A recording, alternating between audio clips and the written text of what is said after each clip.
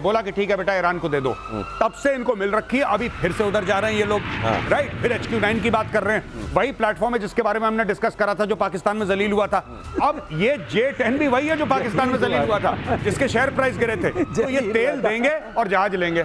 तो कई बार अगर आपके पास पैसे ना हो तब भी त्योहारों के मौके पे लोग बाजार निकल जाते हैं, पड़ोसी ये ना कहे कि इनके घर में लगता है कुछ आया नहीं है, तो ये लगता है ये इस समय निकले हुए हैं कि तेल है हमारे पास, हम ले लेंगे, देखिए कितने हथियार लेते हैं। और पाकिस्तान में तख्ता पलट की आहट, तख्ता पलट की खबर से टेंशन में है जरदारी और मुनीर में बढ़ा तनाव। शायद इसी तनाव में बिलावल कुछ अंट शंट बक रहे हैं, क्योंकि उनके पिताजी की कुर्सी पर खतरा दिखाई दे रहा है। जरदारी और मुनीर में तनाव बढ़ गया है। पाकिस्तानी सेना का सरकारी फैसलों में दखल और ज्यादा बढ़ गया। जब से ट्रंप ने बुला के खाना खिलाया है, तब से मुनीर जो थोड़ा बहुत सुन लेता था घर में, वो भी नहीं सुन रहा है, सब मेरे से पूछ के करो। नाम जब से इसने ट्रंप के साथ खाना खाया है, भाई ने ना कुल्ला करा ना हाथ धोए।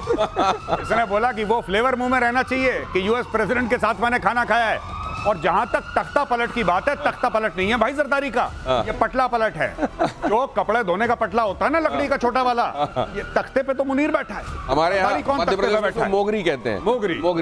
मोगरी तो वो होती है जिससे मारते हैं। अच्छा वो जो तख्ता जिसमें पटक एक होता है जिसमें बैठते हैं। अच्छा वो पटला, अच्छा पटा जिसको कहते हैं। अच्छा उसमें लकड़ी, उस पे बैठ के ये उस पे बैठा जरदारी, ठीक है। तो बेसिकली बात ये है कि जरदारी का तख्ता पलट या पटला पलट इसीलिए होने वाला है, सिंपल सी बात है, क्योंकि now see he is of no use. अब धीरे धीरे धीरे आप ये देख रहे हैं कि डिफैक्टो राष्ट्रपति कौन है।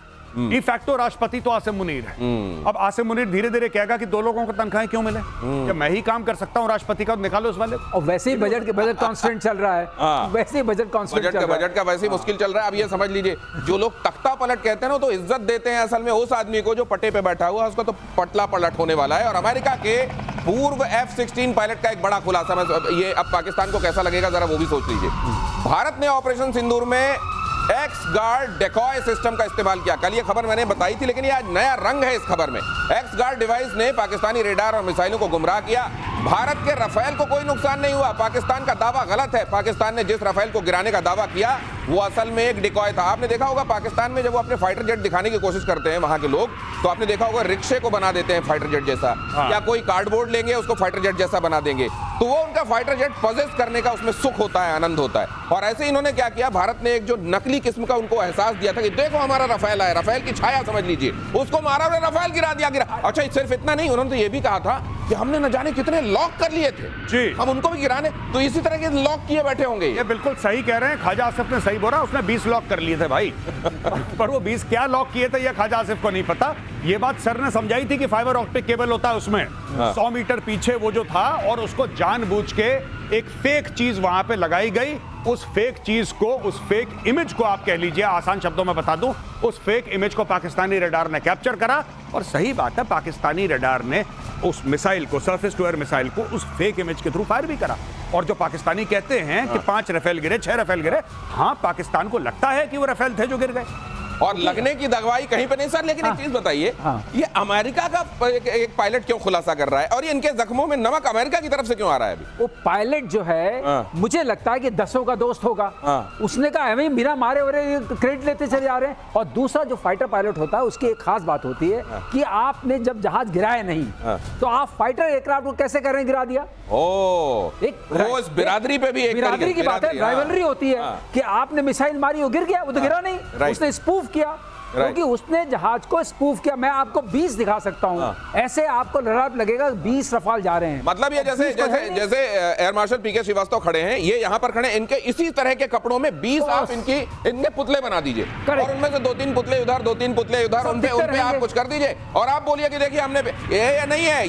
यही मुगालता, और मुगालता जब हो जाता है तो उसकी दवाई लुकमान के पास इसी को स्पूफिंग बोलते हैं, जो वर्ड हम लोग यूज कर रहे हैं। ये जो टेक्निकल वर्ड है इसके लिए स्पूफिंग है, जहां आपको लगे कि ये तो वो है, वो हो नहीं है सर। दिनेश एक और बात मैं बता दूं, ये पाकिस्तानी कह रहे थे कि अगर ये स्पूफिंग है तो भारत सबके सामने बता क्यों नहीं देता। भारत ये क्यों नहीं कहता था कि ये हमारे 36 रफेल हैं, देखो 36। क्यों हमें अगली बार नहीं करनी स्पूफिंग?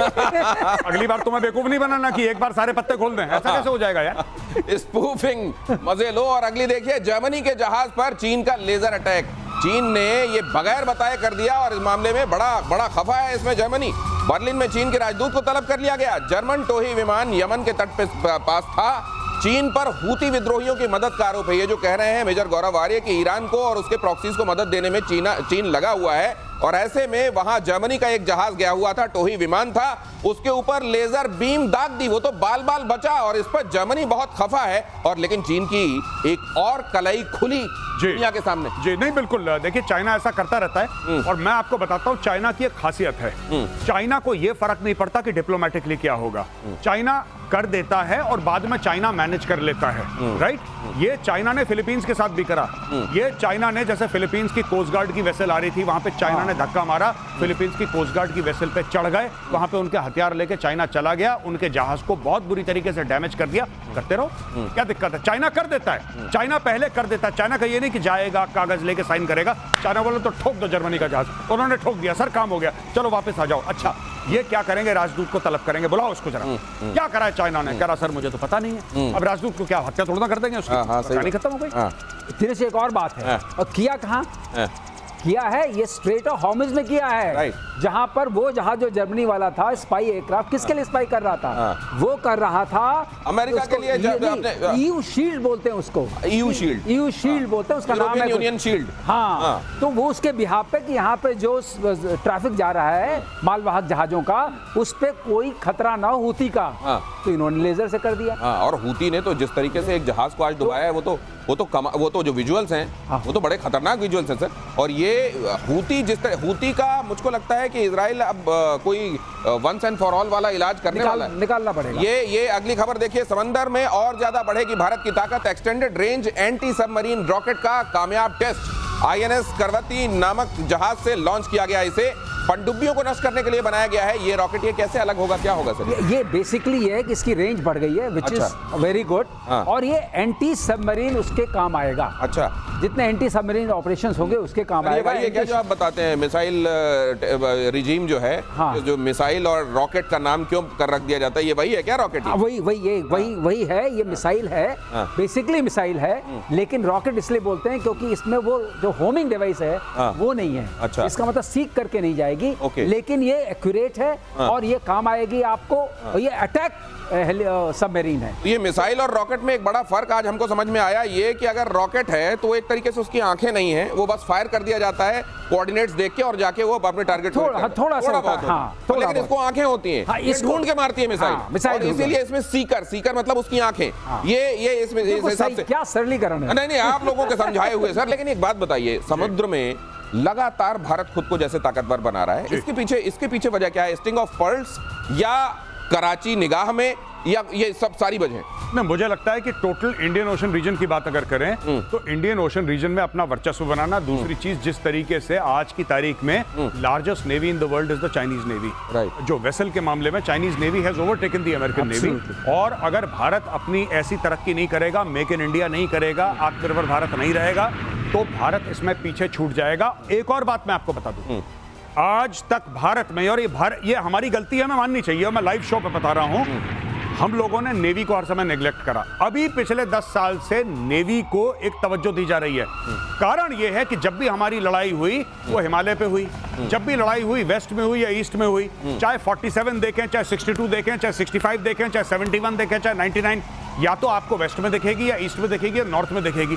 हमें ऐसा लगा कि जो पेनिनसुलर इंडिया है, समुद्र वाला इलाका, इसमें तो कुछ होता ही नहीं। सबसे खतरनाक ये जगह है, सबसे खतरनाक ये जगह, और यहां पे सबसे ज्यादा शक्ति प्रदर्शन करने की हमें आवश्यकता है, maximum for the navy, maximum. Gaurav, इसमें एक दो चीजें ये है कि हमेशा जो भी देश डोमिनेट करता रहा, आपने देखा उसकी नेवी सबसे पावरफुल थी। पहले ब्रिटेन ने डोमिनेट किया all over the world, navy was very powerful.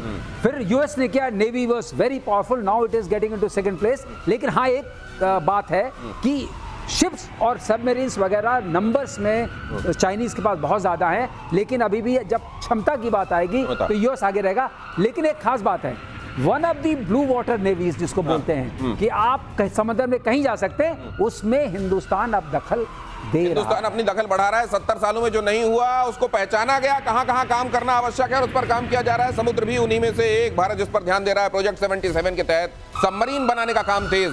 परमाणु संचालित हमलावर पनडुब्बी बना रहा है भारत। 2 पनडुब्बियों के विकास को मिली आधिकारिक मंजूरी। ये पनडुब्बियां पारंपरिक पनडुब्बियों की तुलना में ज्यादा समय तक पानी के भीतर रह सकती हैं। परमाणु ऊर्जा से संचालित और परमाणु हथियारों को ले जाने में सक्षम जो हथियार हैं उनसे लैस ये एक और इजाफा भारत की समुद्री ताकत में। सिर्फ ये बात नहीं, मेक इन इंडिया भारत में बन रही हैं, बाहर से नहीं आ रही। भारत की कंपनी है, भारत की कंपनी बना रही है, भारत की टेक्नोलॉजी है, न्यूक्लियर रिएक्टर भारत में बनेगा, सारे हथियार भारत के होंगे, everything is make in India. ये असली विन है भारत की। अब भारत रिलायंट नहीं है कि कोई और आएगा और न्यूक्लियर पनडुब्बी हमें देगा, हम लीज पे लेंगे, हम अपनी बना सकते हैं। एक बात और बताएं दिनेश, ये जो है इसमें प्राइवेट सेक्टर भी बड़े रूप में शामिल है इस प्रोजेक्ट 77 में, और इसमें आपका K4 K5 भी होगा, जो भी आपका, जैसे गौरव ने बताया, आपका अपना है न्यूक्लियर